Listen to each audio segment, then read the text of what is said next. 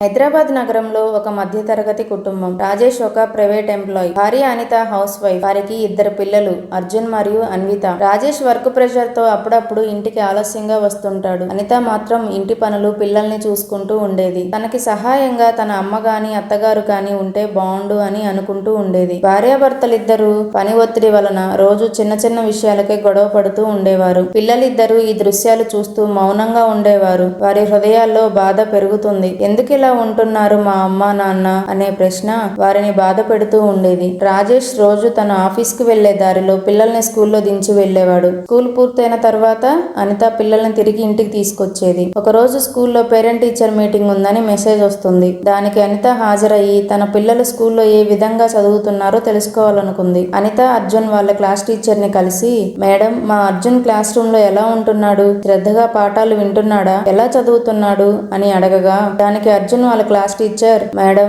అర్జున్ చాలా సైలెంట్ అయిపోయాడు. ప్రతిదానికి విపరీతంగా భయపడుతున్నాడు. ఎప్పుడు ఏదో ఆలోచిస్తూ పరధ్యానంగా ఉంటున్నాడు. చదువు మీద శ్రద్ధ పెట్టలేకపోతున్నాడు. ఏమైంది అర్జున్ అని అడిగితే సైలెంట్ గా ఉండిపోతున్నాడు తప్ప ఏమీ చెప్పడం లేదు అని చెప్పారు. దానికి అనిత అర్జున్ తోటి ఇలా అంది, ఏమైంది నాన్న, ఎందుకు అలా ఉంటున్నావు? అమ్మతో చెప్పవు? ఒంట్లో ఏమైనా బాగుండడం లేదా అని అడగగా, అదేది కాదన్నట్టుగా మౌనంగా తల ఊపాడు అర్జున్. పిల్లలిద్దరూ డల్ గా ఉన్నారు అని గమనించిన అనిత వారిని సంతోష పెడదామని వారికి ఇష్టమైన ఐస్ క్రీంలు, చాక్లెట్లు కొనిపెట్టి ఇంటికి దగ్గరలో ఉన్న పార్క్ లో పిల్లల్ని ఆడించుకొని ఇంటికి తీసుకెళ్లేసరికి లేట్ అవుతుంది. అదే రోజు ఆఫీస్ లో టార్గెట్ పూర్తవక బాస్ చేత మాటలు పడి చిరాకుగా ఆకలితో ఇంటికి వస్తాడు రాజేష్. అనిత కూడా పిల్లలతో పార్క్ లో కొంత సమయం గడిపి ఇంటికి వచ్చేసరికి ఆలస్యం అవుతుంది. రాజేష్ ఇంటికి వచ్చే టైంకి అనిత వంట చేస్తూ కనబడుతుంది. ఆకలిగా ఉన్న రాజేష్, ఇంత టైం అయినా గానీ వంట చేయకపోవడం ఏంటి? నువ్వు ఇంట్లో ఖాళీగానే ఉంటావు కదా, ఇప్పటి వరకు వంట చేయకుండా ఏం చేస్తున్నావు అని అనితను కోపగించుకోగా,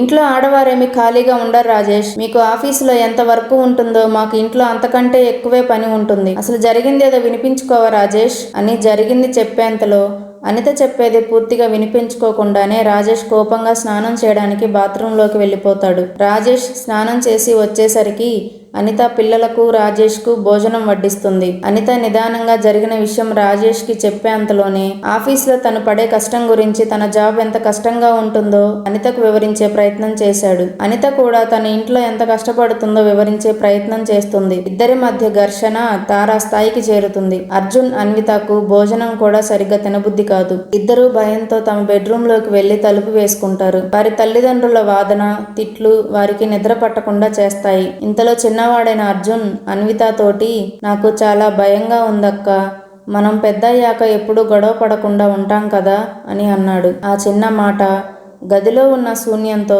మారు మోగిపోయింది. అన్విత అర్జున్ని నిద్రపుచ్చడానికి ప్రయత్నించింది. అన్విత మాత్రం తన డ్రాయింగ్ బుక్ తో ఆ చీకట్లో అలానే కూర్చుండిపోయింది. రాజేష్, అనితలు గొడవ పడి అలిగి భోజనం కూడా చేయలేదు. అంతేకాదు పిల్లలు భోజనం చేశారా లేదా కూడా గమనించలేదు. అర్ధరాత్రి దాహం వేసి అనితకు మెలకువ వచ్చింది. నీరు తాగుదామని ఫ్రిడ్జ్ వైపుకు బయలుదేరగా చిల్డ్రన్ బెడ్రూమ్ లో నుంచి అన్విత మాటలు వినిపించాయి. అనిత చిల్డ్రన్ బెడ్రూమ్ లోకి వెళ్లి చూడగా నిద్రలో ఏదో కలవరిస్తూ ఉంది. అనిత తన చేతిలోని డ్రాయింగ్ బుక్ తీసుకొని చూడగా అందులో అమ్మ, నాన్న, తను, తమ్ముడు కలిసి నవ్వుతూ ఉన్న చిత్రాన్ని వేసింది. తర్వాత పేజీ తిప్పి చూడగా కలర్ పెన్నుతో అమ్మ నాన్న మధ్య ఒక గోడ వేసింది. అది చూడగానే అనిత కళ్ళల్లో నీళ్లు తిరిగాయి. తమ మధ్య గొడవ వల్ల ఆ పసి మనసులు ఎంతలా గాయపడ్డాయో అర్థమైంది. అప్పుడు అనితకు అర్థమైంది అర్జున్ ఎందుకు అలా డల్ అయిపోయాడు అని. అనిత తన బెడ్రూమ్ కి వెళ్లి అన్విత వేసిన డ్రాయింగ్ వైపు చూస్తూ వెక్కి వెక్కి ఏడవటం మొదలు పెట్టింది. మెలకువ వచ్చిన రాజేష్ కొంచెం కోపంగానే,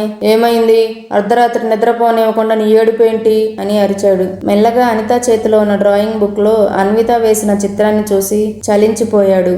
తల్లిదండ్రులు అస్తమానం గొడవ పడుతూ ఉంటే పిల్లలు వారి మధ్య ఎంత నలిగిపోతున్నారో రాజేష్ కి అర్థమైంది. అనిత వెంటనే అన్విత నిద్రలో భయంతో కలవరిస్తున్న విషయం చెప్పగా రాజేష్ వెంటనే వెళ్లి అన్వితను తన భుజంపై వేసుకున్నాడు. పాపకి మెలకువ వచ్చి బిగ్గరగా ఏడ్చింది. అలా రాజేష్ అన్వితని, అర్జున్ని దగ్గరికి తీసుకుని చాలా నెలలయ్యింది. వెంటనే అన్విత, నాన్న, నువ్వు అమ్మను ప్రేమించవా? ఎందుకు రోజు అరుస్తావు?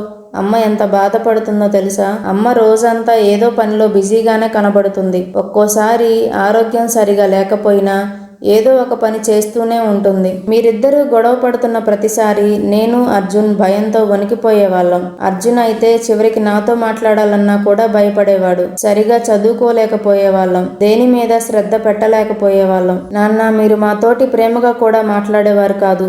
ఎప్పుడూ ఏదో కంగారుగా కోపంగా ఉండేవారు. మా బాధ ఎవరితో చెప్పుకోవాలో కూడా అర్థం కాక ఎన్నో రోజులు చీకట్లోనే మౌనంగానే రోధించాం నాన్న అని అన్విత చెప్పిన మాటలకు రాజేష్కు ఏం చెప్పాలో కూడా తెలియలేదు. ఆ మాటలు రాజేష్ మరియు అనితల మనసుని కదిలించాయి.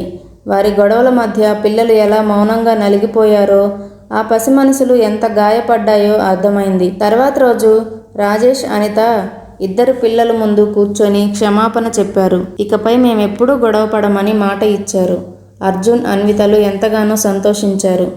అమ్మా నాన్నకు ధన్యవాదాలు చెప్పి వారిని గట్టిగా హత్తుకున్నారు. తల్లిదండ్రుల మధ్య గొడవలు కేవలం మాటలు కాదు, పిల్లల మనసులో గాయాలుగా మారతాయి. వాళ్ళ నిశ్శబ్దం వారికి బాధగా ఉందనే సంకేతం. ప్రేమ చూపించండి, అవగాహన పెంచుకోండి. పిల్లల మౌనం చిరునవ్వుగా మారుతుంది.